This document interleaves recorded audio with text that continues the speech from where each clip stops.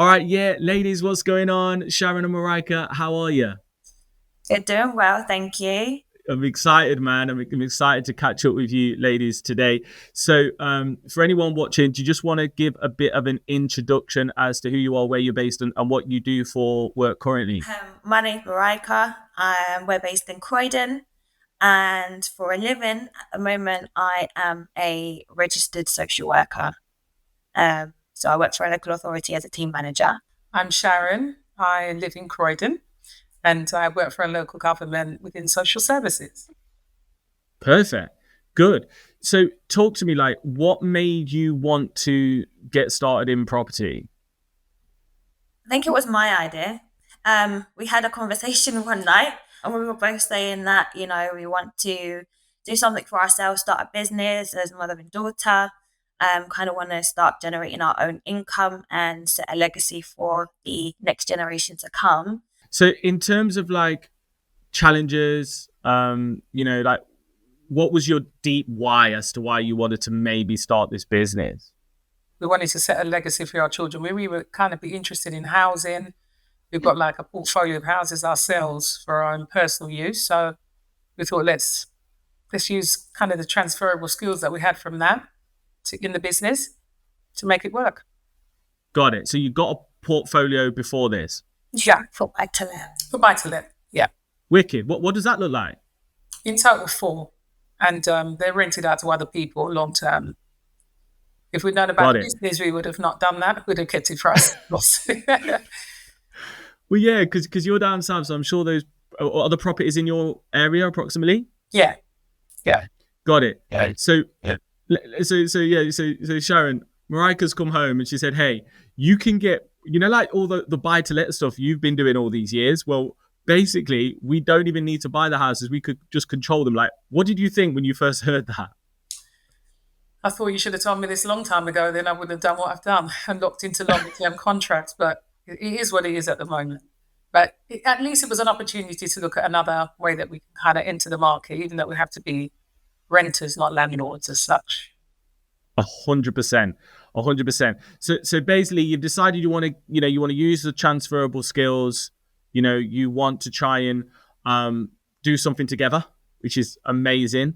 You want to sort of build legacy. Was there any other sort of problems that you was encountering that kind of really made you want to transition? And what was the ultimate goal? Was it just to top up your income, or was it to ultimately replace your jobs? I think for me, it was to try something different. Maybe get away from the 9 to 5 and give me a lot more flexibility to spend more time with my son. And just to have the flexibility to, go on more holidays and do a lot more things in terms of leisure. And my goal was for this to become my full-time job, for us both to be financially, Free. yeah, well, yeah, financial freedom is the ultimate goal. 100%. So Mariah's come home. She said, "Hey, I've already signed us up for this thing. We need to do it." Like, what were you hard to get on board, or did you kind of get it instantly? I didn't get it instantly, believe me, Simon. Her brain's a lot younger than mine. So, to be honest, she did a lot of she had to kind of like sit with me to do a lot of the work on your training and things like that because I just didn't get it as such. So it's a good thing that we've got the kind of combined effort because she's very good at that type of thing, and then I fit in where I fit in. So yeah, but no, Because mum's mindset is in the buy to let, she was thinking as a landlord, and not so much as a business. And so getting her around to the thinking of, okay, this can work, it took a while. She took a lot of convincing. Mm. Just one more question before we delve into like, okay, so what we implemented to and where you're at now. Um, as a landlady, Sharon, you've been a landlady for how many years? 9, 10 years. Exactly. So does the concept of rent to rent attract you? Like, if somebody was just going to come at you and say, "Hey, those 4 properties, let me just handle them, guaranteed rent for 5 years," would that appeal to you? Um, Would it appeal to me now? No. No, I guess beforehand, before you knew Beforehand, about it. yes, it would have appealed to me. But then now I know I can do it, so no, it wouldn't. Yeah, now you just back in the day, yeah. No, got it. Okay, sweet. So so now we turn the corner. How many deals are you on right now? What does the current landscape of the business look like? So we're currently on 2 deals. We have 2 properties. We are in search for our third and fourth and fifth and so on. So yeah, the plan is to expand as much as we can in the South London region. We are predominantly around the Croydon area at the moment, but we are looking to go closer to the central London, going closer to central London, try and target Perfect. that market as well. Perfect. And the 2 units you've got, like, how are they performing? They're doing well. So we opened our first one in April and our second in May, so quite close together. Nice. I would say they're roughly doing very similar. They're both 2-bed properties, but one's a 2-bed house, one's a 2-bed, 2-bath apartment. And they're roughly about 20 minutes apart. Yeah. And they're doing very similar.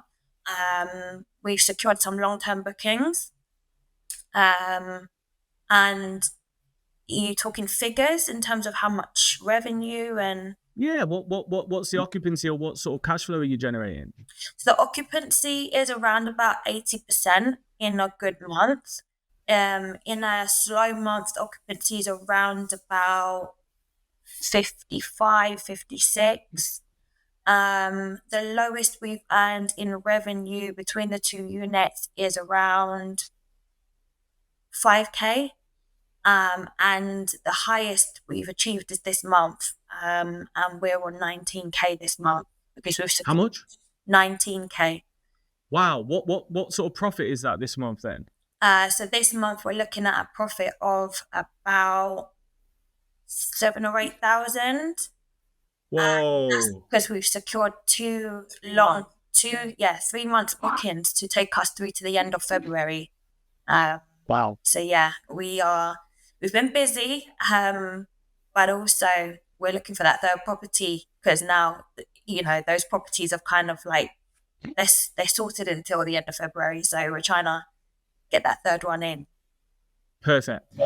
Wow. Well, congratulations. Well done. And the beautiful thing is about the way we structure the deals is, I'm guessing at 56 sort of percent occupancy, hopefully you're still breaking even. Is that fair? Yeah. So you're not losing money even at those occupancies, because you would have analyzed the deals correctly. So obviously you came on board. What would you say has been the 3 sort of biggest sort of strategies that you've taken from the program and our methodologies? I would say the guest magnets are a huge one. What we found is we've had a lot of deals come across our table and we've had to scrutinize them, and having knowledge of the guest magnets has really helped to decide whether it's something that we would even consider. Brilliant. As we're expanding, the criteria that we used for our first deal was very different to now looking for our third deal. We've been a lot more picky and choosy over where we accept the size of the property and what's around and who our target guest avatar would be. So that has really helped. The second thing I think that's really helped is the website. Understanding what channel manager is. We never even know these things existed. So just being able to systemize things through a channel manager, set up our own website. It's just looked really professional when we've approached landlords as well. Having leaflets to give them. It's meant that a landlord's gone with us over another company just simply because we showed up a lot more professionally at the viewing. Brilliant. And the third thing that has really helped is, I think it's guidance on how to approach a landlord, especially trying to get deals through rather than just kind of using our own knowledge. And what to say, what not to say, do's and don'ts, that kind of thing. Yeah. 100%. What do you mean exactly by that, Sharon? So we not having the right things to say, what to say, from a contractual perspective, as well as how to kind of get them in, because a lot of these landlords are like either listed with estate agents or other third parties, and it's getting past them not frowning us because we've got a company let, like we have the type of business and the business model that we have that we want to actually achieve. So it's Yeah, do's and don'ts and what to say, what not to say, that kind of thing. got it. Got it. Absolutely. So we have our Rent to Rent 2.0 sort of scripts and positioning piece. Okay, brilliant. Let's do a deep dive on those then. So make this as valuable as possible. So in terms of the guest magnets, what have your go-tos been? So for anybody watching that doesn't know, what we recommend is when you're looking for serviced accommodation, we focus on 8 key guest magnets. And what we're looking for is as many of those magnets as possible within a mile radius of the property. So in terms of the deals that you've got that are working well, what guest magnets have you got? Parking's been one of them. Either free on-street parking or on-site parking. So one of our properties has a designated parking space and the other has free parking. We have looked for places that are close to a train station or a tube station. That's been one of our key things. So both our properties are within a 10-minute walk of a train station that can give them direct access into major city, the central London, Brighton, Gatwick Airport, Heathrow Airport. So Nice. that's some of the main things for our area that people look for. Hotels. So within a mile radius, we've got hotels near both of our properties. That shows that there's demand in the area. We've also in the area got contractors that are working nearby. So we've double checked what projects are happening in our area and looked for places, and we've had quite a few contractors stay at our properties. Yeah, and I'm guessing if you've got these 2 long-term bookings, are they contractors? Actually, these 2 are families. They're insurance stays, so therefore people who are having refurbishments done, and they sort us out on Airbnb, and then they've extended. So that's worked out for us in that. Perfect. How does, just for anybody that's because when I remember when I started Airbnb and stuff, you just think it's like holiday lets and tourism and stuff, don't you?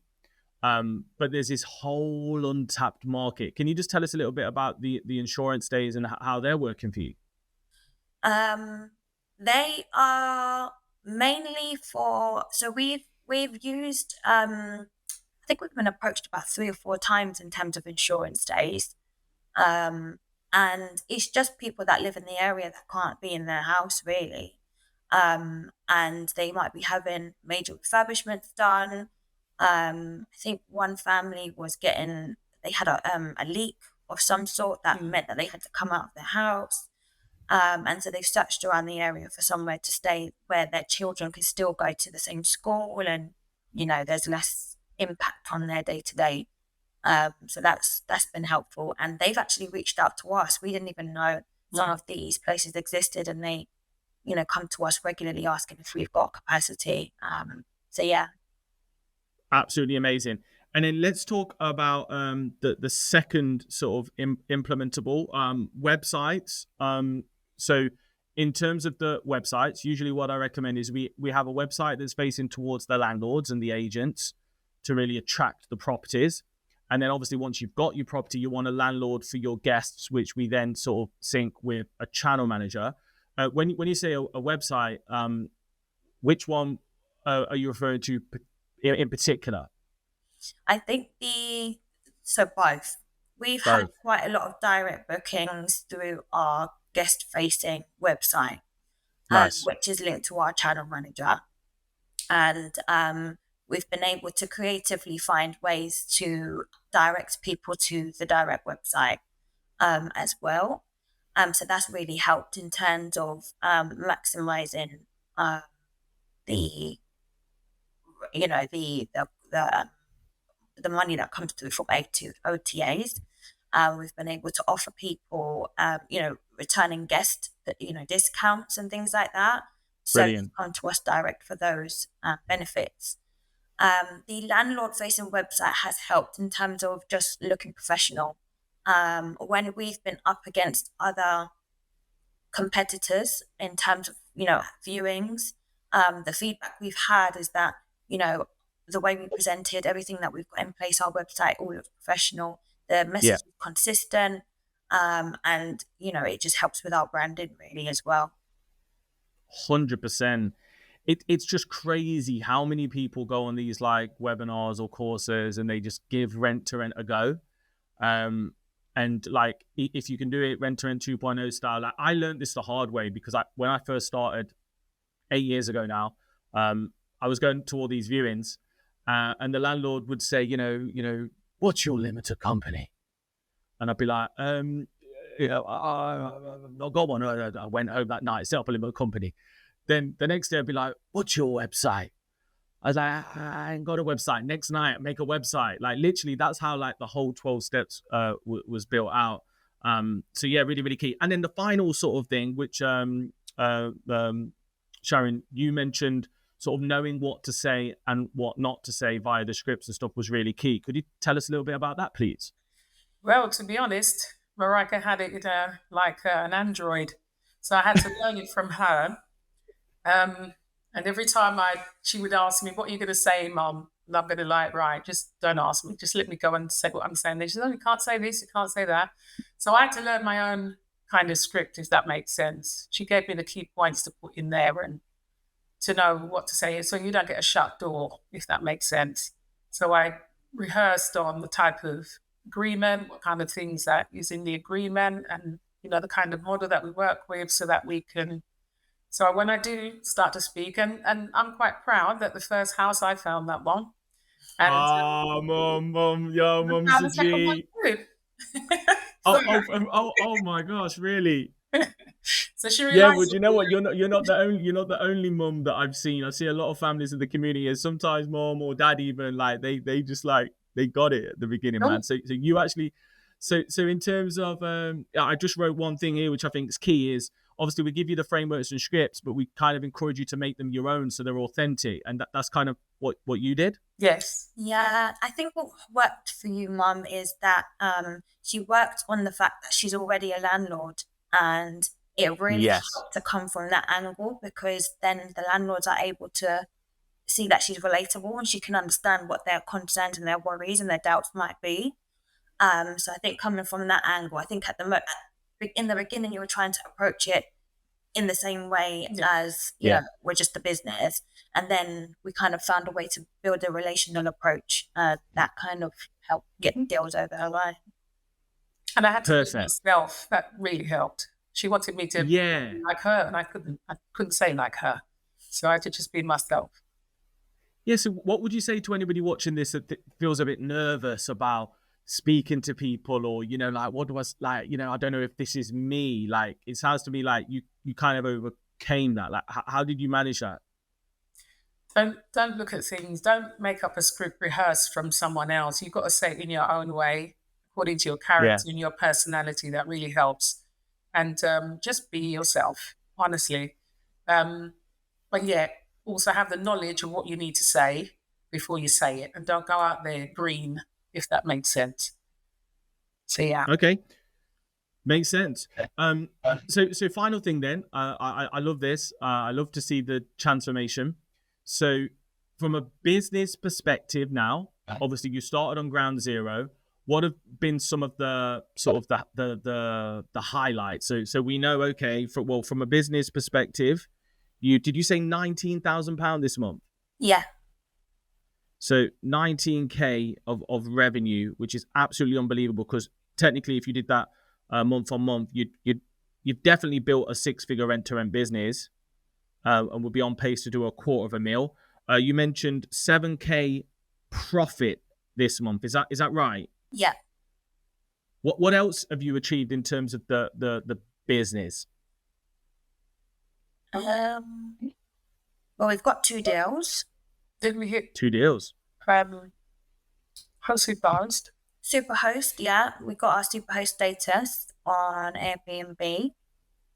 Wow, We do. congratulations. Thank you. One of our homes is a guest favourite.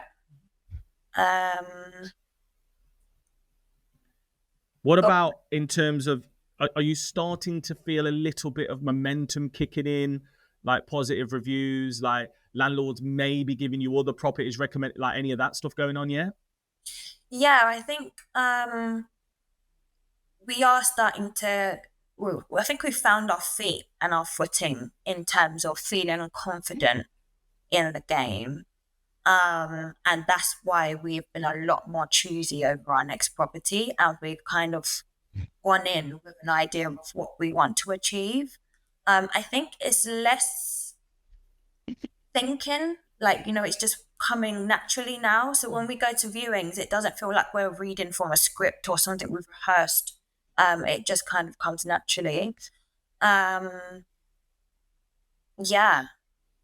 Beautiful. Well, that's plenty. And finally, from a personal level, what have the changes been for you personally so far? Yeah, it's just offered a little bit more flexibility in our day. I've gone down to part-time. Oh, wow. Congratulations. Thank you. I haven't, but I'm yet to get there. One of the key things, Simon, is I'm enjoying it. I'm sure Mariaka's enjoying it as well. When you start to enjoy it, then you give it more, that bit more and that bit more again. So you're enjoying it. Would you say you guys feel a little bit happier then overall? Mm-hmm. Yeah. Yeah. That's great. It doesn't feel like a burden. No, not like even in the beginning. when we get like the phone call to say, oh, so something needs fixing, or we enjoy doing it, and we like to go above and above, for our guests. Yeah. What about you two? Obviously, one of your original goals was to do something together. You're starting to see that come to fruition. What are your family and friends thinking to this property business you're building? Yeah, they're proud. They ask about it a lot. Mm-hmm. Ask to stay for free, and we say no. I think in terms of us, we spend a lot more time on the phone together. Nice. We was already talking quite a lot, but now we talk way more. And yeah, there's the ups and the downs. There's the things that we agree on, and then the things that we don't. So yeah, it comes with, time. All right, ladies. Well, it's been an absolute pleasure. Congratulations. And I know it's just the start. Final question. Where do you want to be in 12 months, guys? In 12 months, I'd say we have a portfolio of at least 12 properties. Beautiful. Well, will you speak to us again in 12 months so we can celebrate when you hit double figures? Of course. Why not? All right, ladies. Thank you very much. Thanks for your time. Thank you, Simon. Thank you for everything.